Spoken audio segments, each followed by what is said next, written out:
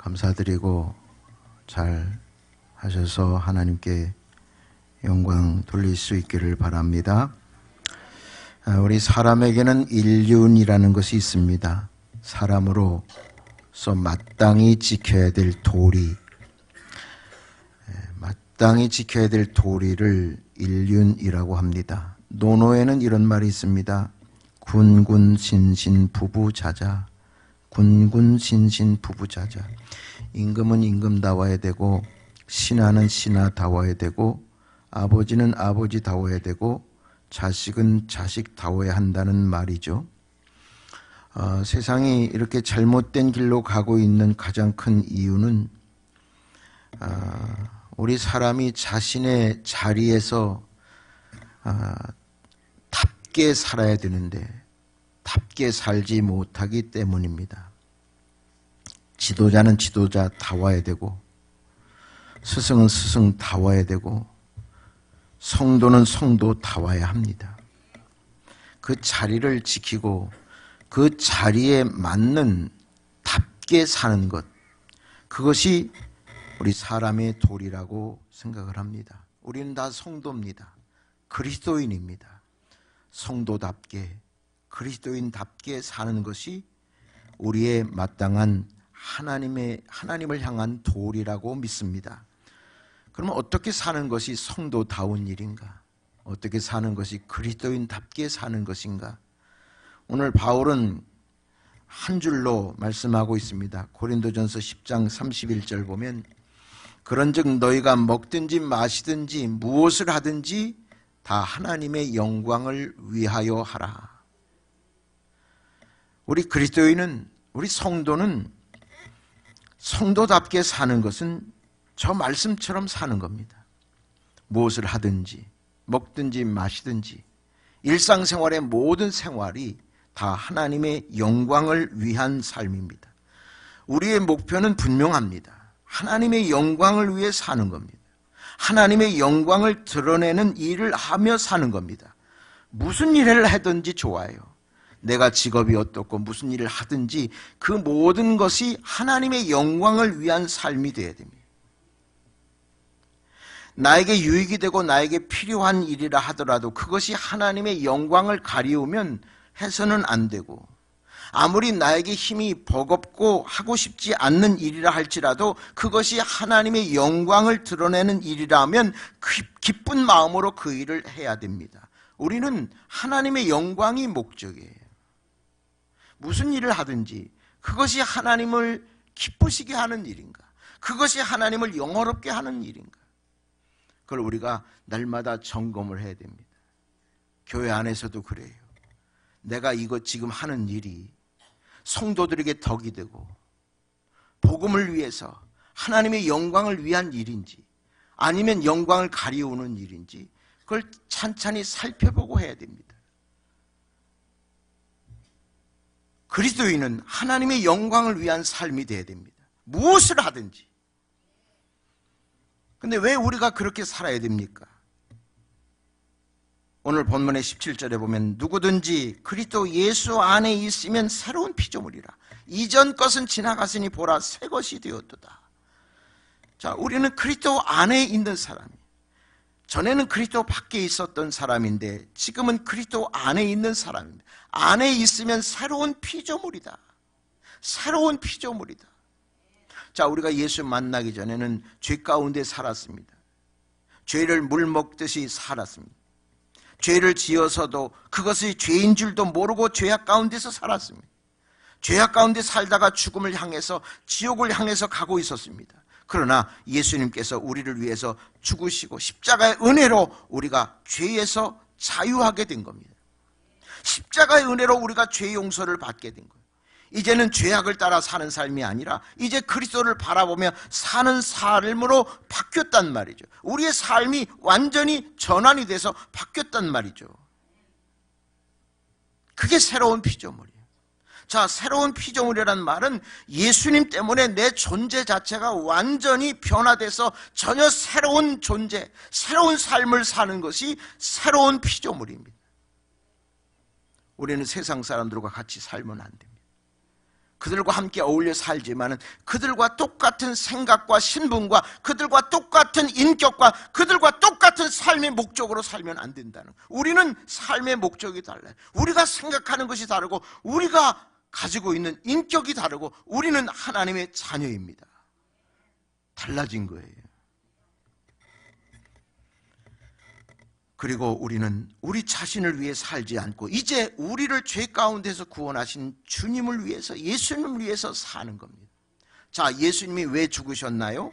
자, 오늘 15절 보면 그 말씀이 나오는데요. 자, 봅시다. 그가 모든 사람을 대신하여 죽으심은, 예수님이 십자가에 죽으심은 그 이유가 있습니다. 살아있는 자들로 하여금 다시는 그들 자신을 위하여 살지 않고 오직 그들을 대신하여 죽었다가 다시 살아나신 예수님을 위하여 살게 하기 위해서 예수님이 십자가에 죽으셨다는 거예요.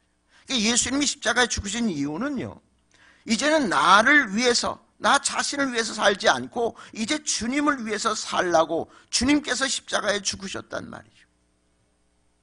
주님이 여러분들의 죄를 대신해서 십자가에 죽으셨습니다. 대신 죽으셨어요. 대신. 내가 죽었어야 돼. 내가 십자가에 달려야 돼. 그런데 주님이 대신 십자가에 달리셔서 여러분들의 죄를 사해 주셨단 말이죠. 그런 내가 이제는 나 자신을 위해 살지 않고 예수님을 위해서 사는 거, 그것이 우리의 삶의 목적이 되어야 된다는 거예요. 옛날 그리스에 로그리 양 왕이 있었다고 합니다. 이 왕이 어느 날 자기 나라 안에서 간음죄를 범한 사람은 두 눈을 빼겠다는 그런 법을 공포했어요. 간음죄를 만약에 지었으면 그 사람의 두 눈을 빼라고. 그런데 그 법이 공포된 지 불과 하루 만에 왕의 아들이 간음죄를 짓고 말았어요.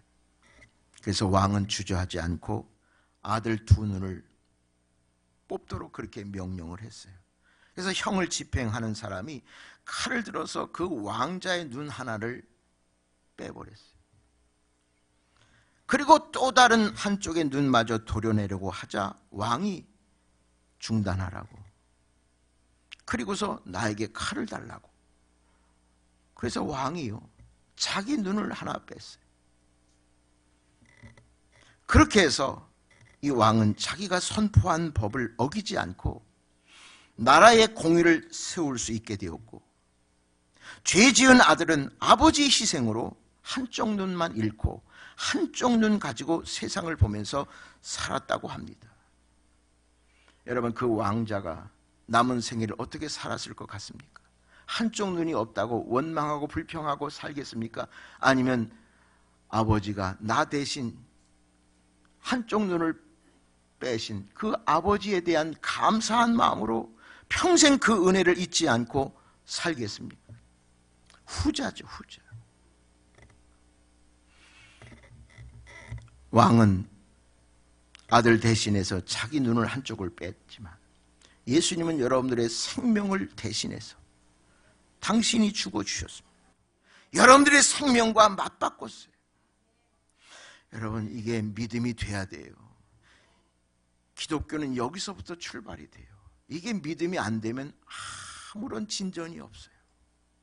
주님께서 나의 대신 피 흘려 죽으시고 내 죄를 대신 가져가시고 내 죄를 담당하시고 십자가에 죽으셨다. 그래서 나는 생명을 얻게 됐고 그래서 나는 구원받게 됐다. 이 기독교의 핵심 진리를 우리가 믿어야 되고 이 핵심 진리를 감사하면서 살아가야 됩니다. 그런 십자가의 은혜를 우리가 알면 우리가 주를 위해 살 수밖에 없어요. 이 왕자가 그 전에는 아버지 왕에게 불효했겠지만 이제 그것을 알고 난 다음부터는, 그 사건, 그 경험을 하고 난 다음부터는 정말 아버지에게 충성하고 효도하고 그랬을 겁니다. 여러분, 바울은 예수님 만나기 전에 누구보다도 잘 나갔던 사람이에요. 출세 가도를 말이죠. 성공, 누구보다도 성공했을 사람이에요. 그는 학문이 뛰어났어요. 가말리엘의 문화생, 가말리엘의 제자였어요. 그 당시에 가말리엘은요, 이스라엘 역사상 가장 존경받는 랍비 3명 중에 한 명이 가말리엘이에요. 거기에 제자라고 하는 건 엄청, 요즘에 서울대학교 들어가는 거 그거보다 그 이상 그렇게 뛰어난 학문을 가지고 있었어요. 그는 히브리인의 히브리인이고 바리새인이고 율법을 철저하게 지키는 바리새인. 특히 그는 로마 시민권을 가졌어요. 바울은 유대인입니다. 유대인이 로마 시민권을 갖는다는 건요, 그 당시에 최고예요. 너도 나도 로마 시민권을 갖기를 바라는 그런 때였어요. 지금도 우리나라 뭐 그런지 모르겠지만 옛날은요, 로마 이 미국 시민권 갖는다는 게 그게 꿈이었고 소망이었었잖아요. 근데 지금은 우리나라가 더 좋아. 이민 가는 사람 그렇게 많지 않아요. 그만큼 그 당시에 로마 시민권이 소중했는데, 그래서 사람들이요 그 시민권을 돈 주고 살 정도로 그렇게 중요했는데, 바울은요 로마 시민권을 태어나면서부터 가지게 된 거예요. 그러니까 이런 몇 가지 사실만 봐도요, 바울은요 얼마든지 세상적으로 출세하고 성공했을 거예요. 여러분들이 바라는 성공, 그것을 다 이루었을 겁니다. 그러나 그가 예수를 만나고 나서 그 모든 좋은 것을 다 배설물로 여겼다는 거예요. 배설물처럼 다 버렸다는 거죠. 예수님 한 번 알고 난 다음, 예수님의 구원의 사랑을 알고 난 다음부터 그것을 깨닫는 순간에 그는 전혀 다른 길을 간 거예요. 전혀 다른 새로운 길로 간 거예요. 그래서 그는 평생 수많은 박해와 핍박을 받으면서도요, 그는 복음 전도자가 됐어요. 굴하지 않고. 그의 마음속에 그리스도의 사랑이 있기 때문이에요. 여기 13절 14절 보면 그가 미쳤다는 소리를 들었지만 그럼에도 불구하고 그가 복음을 증거할 수 있었던 것은 그의 마음속에 그리스도의 사랑이 그를 강권하셨어요. 내가 받은 그리스도의 사랑, 십자가의 사랑, 그 사랑을 알기만 알면, 그 사랑이 내 마음속에 가득하게 깊숙하게 있는 한 나는 주님을 버릴 수 없고, 세상 사람들이 다 미쳤다는 소리를 내도 나는 주님만을 바라보며 주의 복음을 증거하리라. 그렇게 평생을 사셨어요. 여러분, 우리가 가는 믿음의 길 내 힘으로 가는 거 아니잖아요. 신앙 경력이 힘으로 가는 것이 아니에요. 그리스도의 사랑 때문에. 주님의 그 십자가의 사랑이 나를 강권해요. 그 사랑을 알고 깨닫기만 하면 그냥 늘 감사하고 그 은혜를 어떻게 내가 갚을까, 그런 마음으로 우리가 신앙생활하는 거예요. 여러분들은요 그리스도인입니다. 따라합시다. 나는 그리스도인이다. 그리스도인이에요. 나는 세상 사람이 아니에요. 그리스도에게 속한 사람이고, 그리스도를 위한 사람이고, 그리스도에 의한 사람이고, 그리스도에 속한 사람이에요. 여러분, 우리는요 뭐 직분, 목사, 장로, 권사, 집사 이기 이전에 우리는 그리스도인이에요. 그리스도인 다워야 돼요. 내가 그리스도인이다. 어디 가서든지 나는 그리스도인이야. 예수 믿는 사람이야. 그걸 자랑하고 인정받고 그렇게 살아가는 것이 우리 그리스도인들이다. 새로운 피조물이 뭡니까? 그게 새로운 피조물이에요. 죄 가운데 살았던 세상의 사람이 이제는 예수 안에서 예수 믿는 사람, 예수의 사람, 예수께 속한 사람, 그리스도 안에 사는 사람, 그것이 우리 피조물이에요. 새로운 관계 속에서 피조물로 살아가는 거예요. 완전히 바뀐 거예요. 죄의 종이 아니라 이제 의의 종이고 그리스도의 종이 된 거예요. 오늘 우리가 세례 예식을 거행했습니다.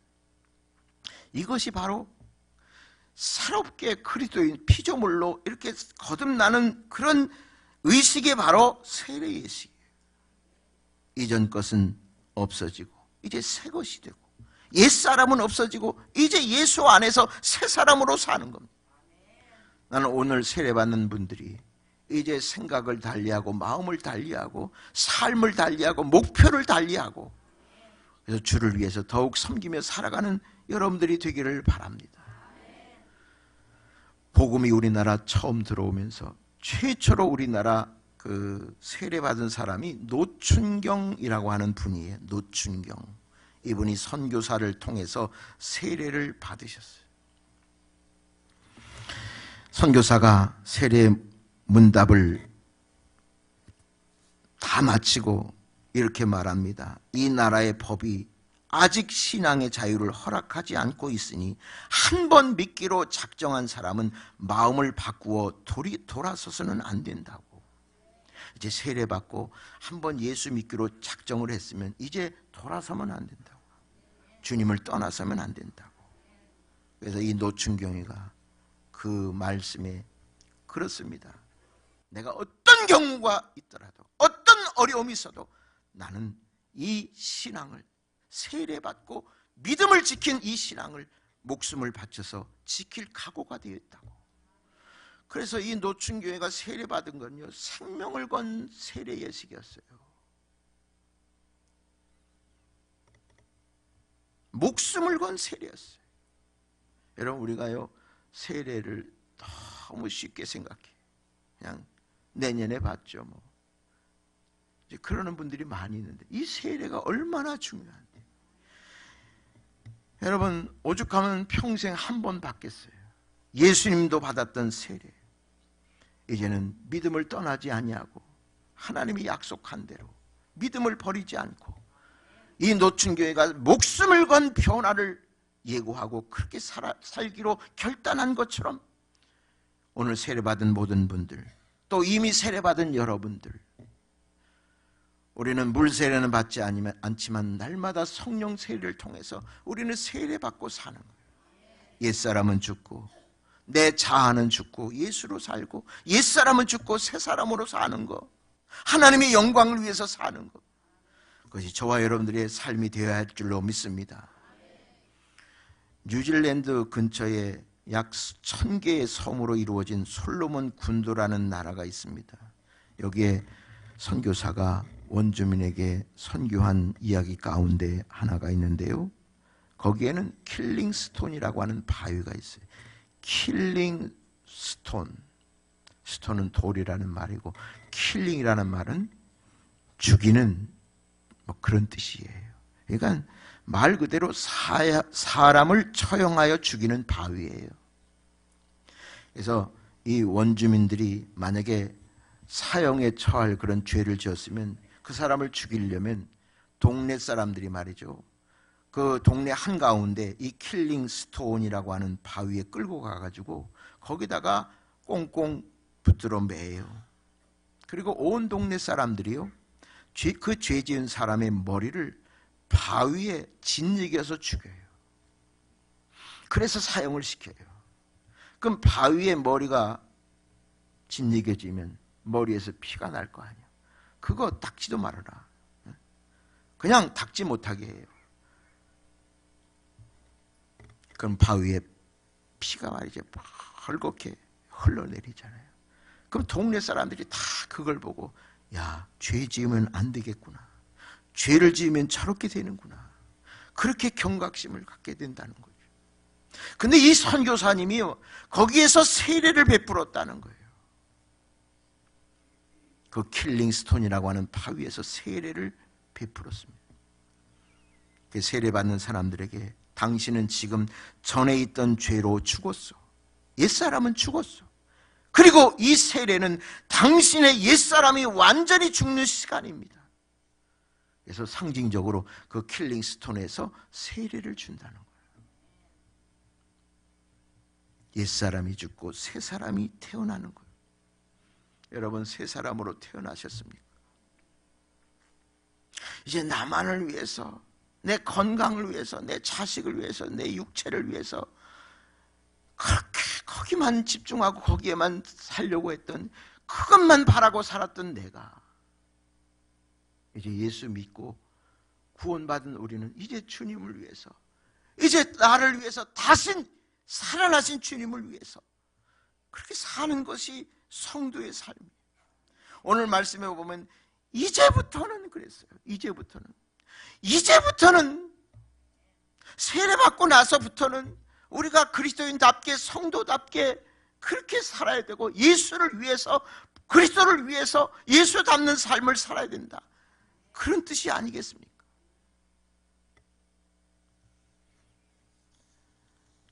저도 이 설교를 하면서요, 아주 부족해. 옛사람이 아직 안 죽었어요. 너무 부족해요. 허물이 너무 많고, 하나님이 여기 서라고 해서 서는 거지.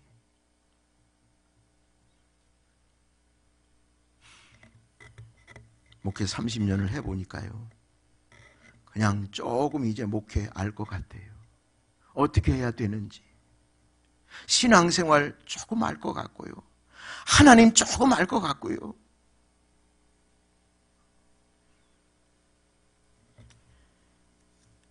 내가 주님을 위해서 목회를 한다고 하지만 이렇게 제 사생활을 살펴보고 일상생활 한 주를 살펴보면 너무 부족하고요. 너무 죄스럽고 하나님께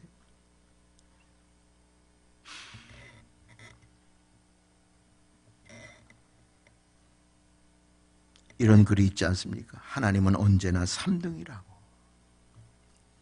나에게 하나님은 3등입니다.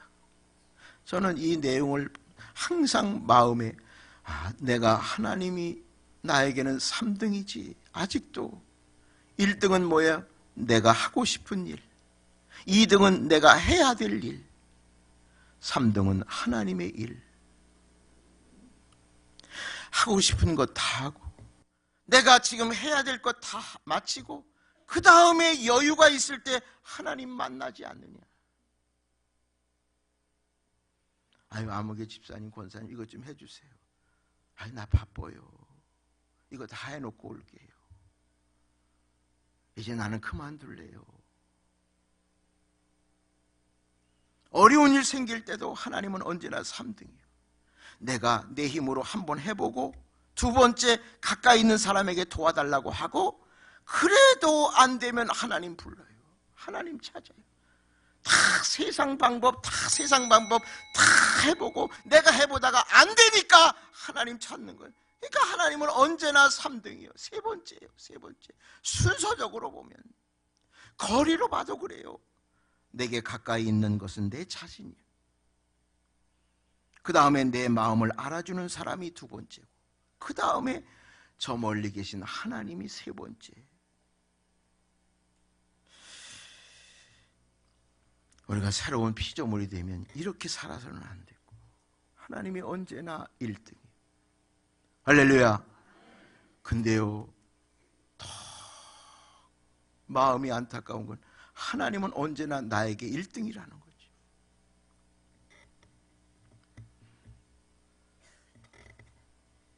하나님은요, 나를 3등으로 취급하네.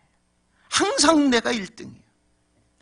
나에게 무슨 일이 있잖아요. 하나님은 내가 무슨 일이 있으면 하나님 한번 부르기만 하면 하나님은 쫓아오셔서 나를 도와주셔요. 우리 하나님은 1등이신 하나님. 여러분들에게 1등이신 하나님.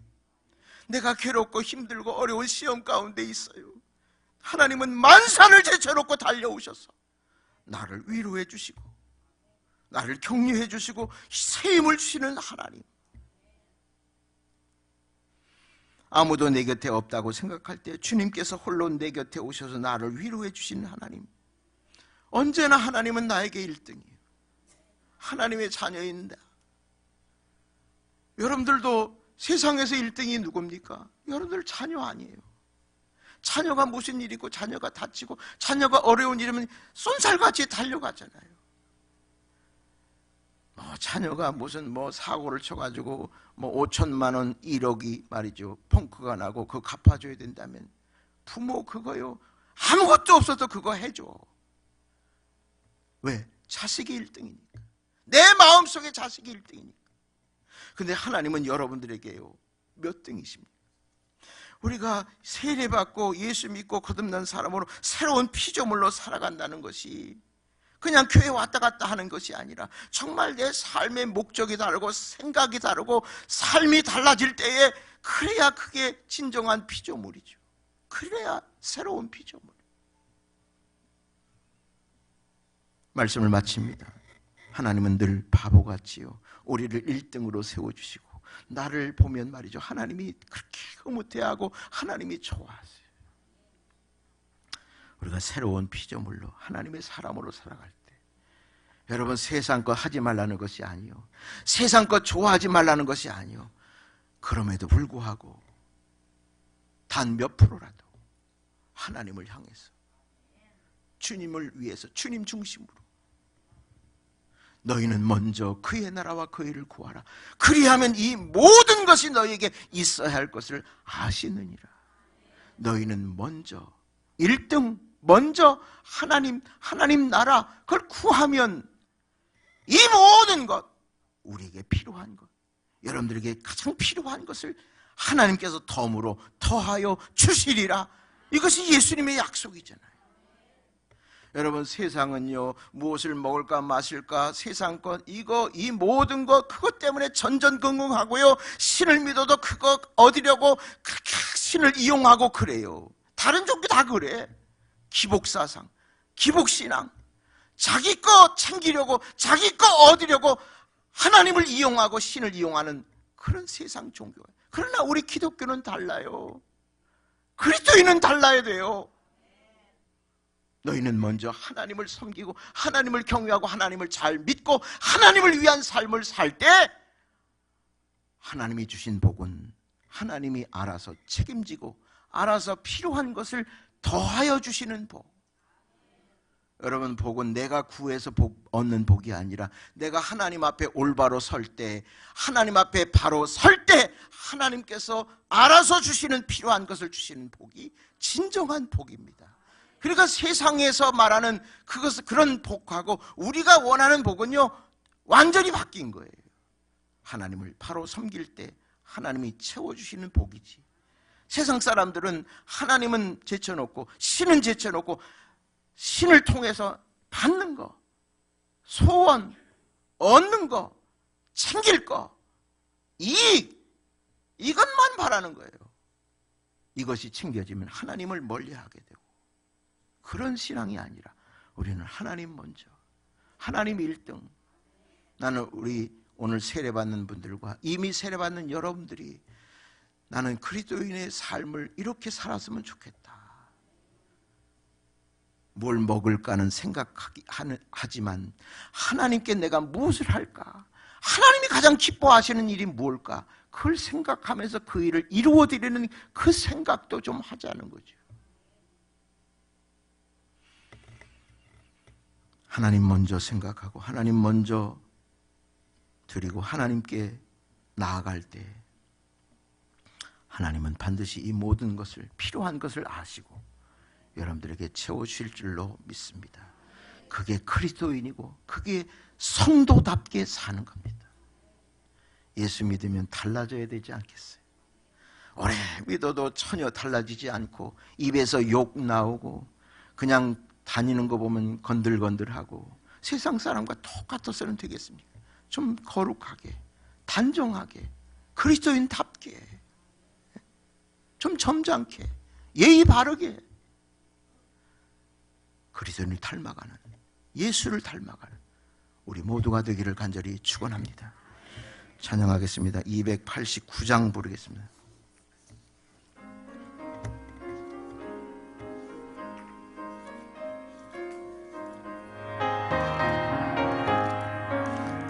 주 예수 내 맘에 들어와 계신 후 변하여 새 사람 되고 내가 늘 바라던 참빛을 찾음도 주 예수 내 맘에 오신 주 예수 내 맘에 오신 주 예수 내 맘에 오신 물밀듯 내 맘에 기쁨이 넘치는 주 예수 내 맘에 오신 주 예수 내 맘에 들어와 계신 후 망령된 행실을 끊고 머리털보다도 더 많던 내 죄가 눈보다 더해졌네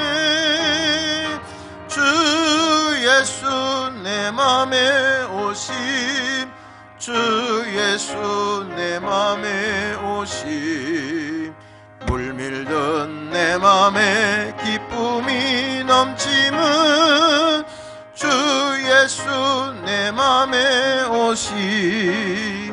내 맘에 소망을 든든히 가짐은 주 예수 내 맘에 오시.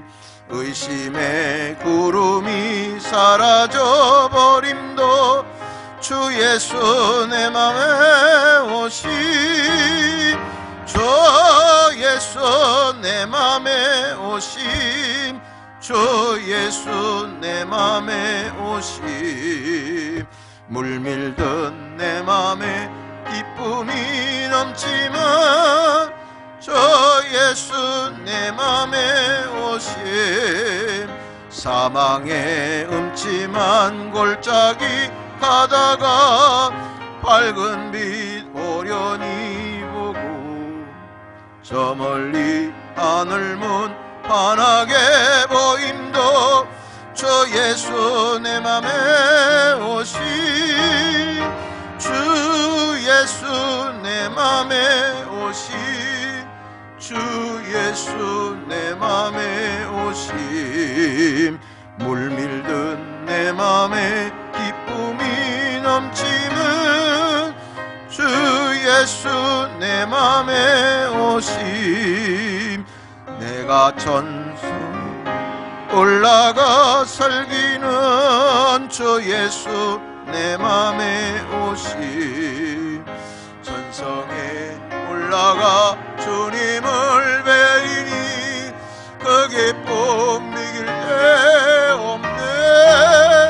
주 예수 내 맘에 오시. 주 예수 내 맘에 오시. 물밀듯 내 맘에 기쁨이 넘치면 주 예수 내 맘에 오시. 주께서 나를 대신하여 십자가에 죽으시고 나를 구속해 주셨습니다. 그 은혜에 감사하며 이제 나를 위해 살지 않고 주님을 위해서 살고 내 신분이 하나님의 자녀로 바뀌었으니 생각과 인격과 내 삶의 목표가 이제 하나님을 위한 주의 영광을 위한 삶이 되게 하옵소서.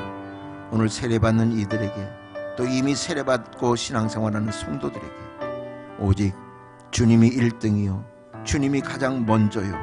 그럴 때 이 모든 것을 더하시는 하나님의 복을 누리며 살아가는 성도들이 되게 하여 주시옵소서. 이제는 우리 주님 예수 그리스도의 은혜와 아버지 하나님의 큰 사랑과 성령님의 교통하심이 우리 가운데에 또 성도들 가정과 자녀들 위해 이제로부터 영원토록 함께해 주시기를 간절히 축원하옵나이다. 아멘.